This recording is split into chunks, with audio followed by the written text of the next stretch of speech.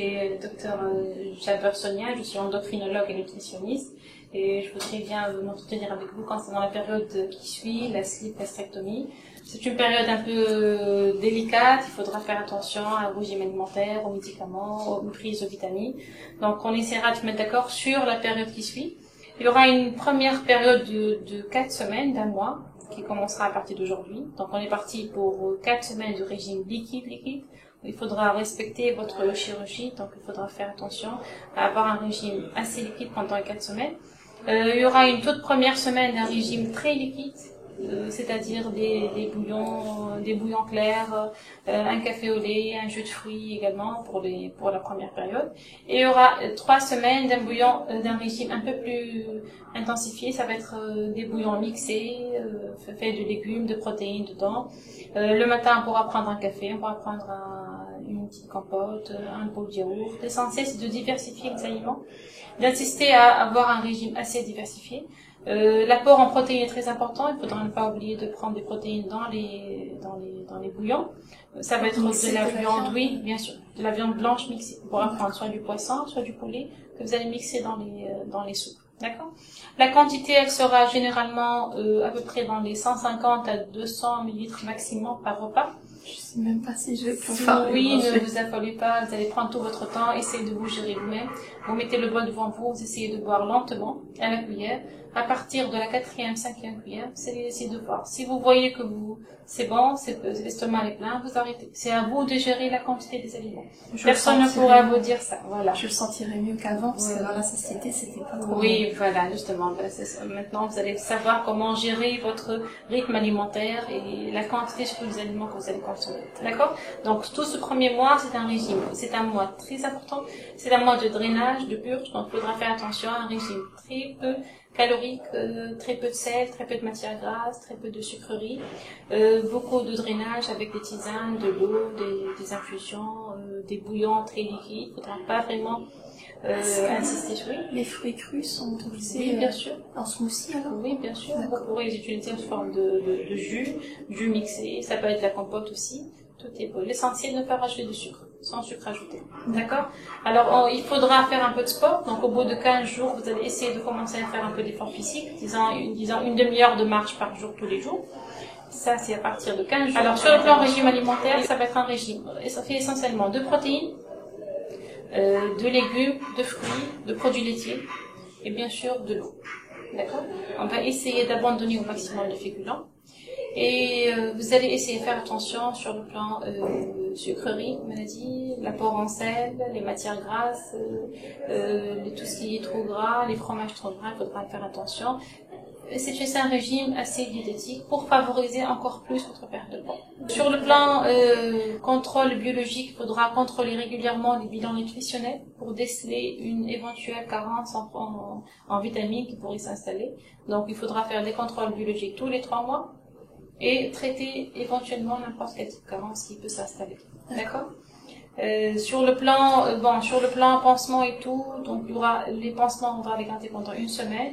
Au bout d'une semaine, vous les enlevez, tout est cicatrisé sans aucun problème. On pourra utiliser une petite crème cicatrisante pour accélérer encore plus la cicatrisation. Quand c'est bien fermé. Oui, justement.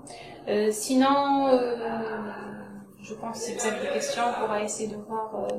Ma question principale, c'était les fruits, parce que j'avais entendu certaines personnes dire que les fruits frais crus n'étaient pas bons tout de suite après la sleep.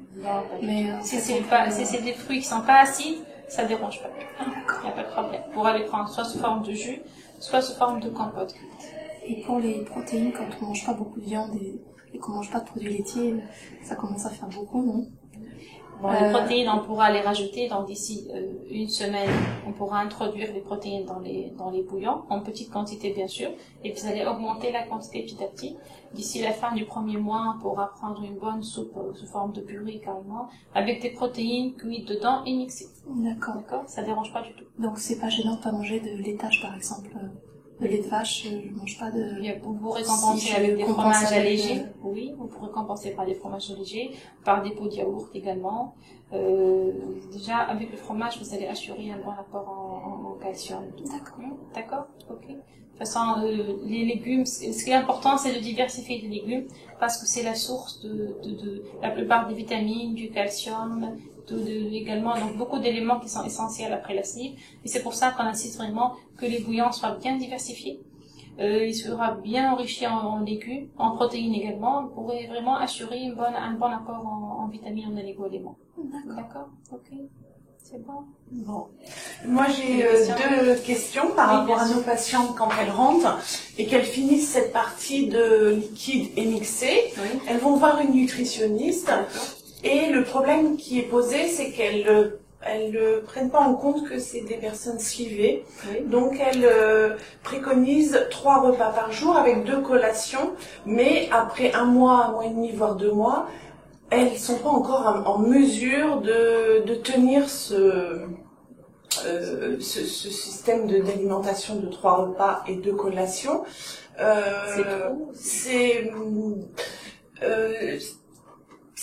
Ils peuvent pas manger beaucoup à chaque repas.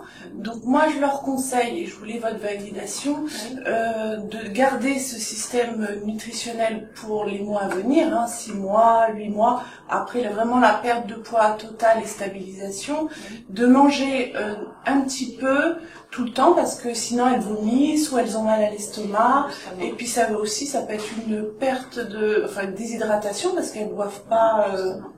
Donc, vous conseillez de manger un petit peu tout le temps. Disons, pendant le premier mois, on ne pourra pas réellement prendre 3 repas par jour et même 2 collations. Il y aura plus de notion de collation, c'est des repas fractionnés en fait. Et moi, je vous conseille évidemment de fractionner votre repas en 2 temps ou en 3 temps. Le bol de soupe, si vous trouvez que vous n'arrivez pas à tout ingérer à la fois, vous allez fractionner petit à petit. Jusqu'à vraiment, avec le temps, petit à petit, vous pourrez déjà terminer le bol. D'accord? Donc, ça serait important de fractionner pour éviter les problèmes de remontée, d'acidité, de reflux, et éventuellement de vomissement. Ce qu'on veut, c'est éviter au maximum ces incidents-là parce que c'est désagréable et c'est gênant pour un malade. D'accord? Donc, essayez de fractionner au maximum votre repas. La journée, vous allez, disons, toutes les 1 à 2 heures, vous allez monter avec un aliment, soit des jus de fruits, soit des composts, c'est pour ça que la diversification elle est bonne. Donc, je conseille vivement de fractionner au maximum le repas pendant toute la journée, et même pendant la période qui suit, pas que pendant le premier mois. Vous allez essayer de faire ça pendant toute la période, et bien sûr de faire attention à ce que vous mangez. D'accord, c'est ça. J'ai pas grignoté toute la journée. Voilà, justement. Ce qui veut dire sucrerie. Voilà, bien sûr. Voilà. C'est le repas, au fait, on a 3 repas par jour. C'est les repas qui vont être fractionnés en 2 ou 3 temps. Donc, c'est juste ça. C'est pas rajouter autre chose. D'accord? Pour ne pas tomber, revenir sur la durée. Voilà, c'est ça. Par exemple, pour l'eau également, vous pourrez pas boire de l'eau pendant le repas. Donc, forcément, vous allez boire à distance. Et donc, ces moments-là sont essentiels pour compenser les pertes et éviter les déshydratations. Et l'eau, combien on devrait en boire par jour? Parce que là, actuellement... On ne pourra pas fixer une quantité désormais. Vous allez essayer disons, à partir des premiers jours, 500 ml par jour, ça serait vraiment très bien. Si vous arrivez à terminer une boîte de 500 ml, ça serait bien. Que vous allez bien sûr fractionner et l'espacer essentiellement par rapport au repas. Vous allez décaler ça par le repas pour ne pas vous gêner pendant votre apport alimentaire. D'accord, très bien. Ok. Oui, parce que le souci, c'est que ils ont un tout petit estomac et s'ils boivent trop d'eau, ils n'ont plus de place pour l'alimentation ou vice versa. Oui, et la déshydratation est un risque après. Bien sûr. Et j'ai une dernière question. Les Français, les Suisses, les Belges sont beaucoup dans le bio maintenant. Donc les protéines animales, ils les remplacent par des protéines végétales. Ça ne dérange pas du tout. Il n'y a pas de souci. Aucun problème. D'accord. C'est pour ça que je mangeais pas beaucoup de produits animaux ni de laitage. Voilà. Et les laitages, on prend plus de lait de vache, mais du lait de brebis ou de chèvre ou du lait d'amande. Voilà. Et l'apport en calcium, il est pratiquement le même. Voilà. Vous en faites pas. Les protéines, on pourra, bien sûr, on va les compenser par des légumes secs. On pourra les compenser également par des œufs, par un blanc d'œuf, par exemple, ça peut faire après. Mais sinon, il n'y a aucun problème. L'apport, il est pratiquement le même. Tout ce qui est quinoa, lentilles. Ici, on n'a pas beaucoup en Tunisie, mais en France, voilà. Oui, il n'y a pas de problème. Le boulgour, toutes ces choses-là sont autant protéinées et apportent. Évidemment, ça assure. tant que vous contrôlez votre quantité, ça assure un apport quotidien qui est vraiment satisfaisant. D'accord, sans aucun problème, vous n'en faites pas. D'accord? Très bien. Merci, docteur. Merci à vous. Merci à vous. Alors, c'est votre question? Ça va? Je crois que j'ai posé une question. Toutes les questions, hein? Merci Très bien, beaucoup. parfait. Alors, essayez de bouger un peu ces jours-ci, profitez un peu du soleil, baladez-vous un peu, Plus je marche, plus voilà, ça vous aidera à dégager les gaz et voir maman. D'accord? Ok. Allez, bonne journée. Merci Merci, beaucoup. à bientôt.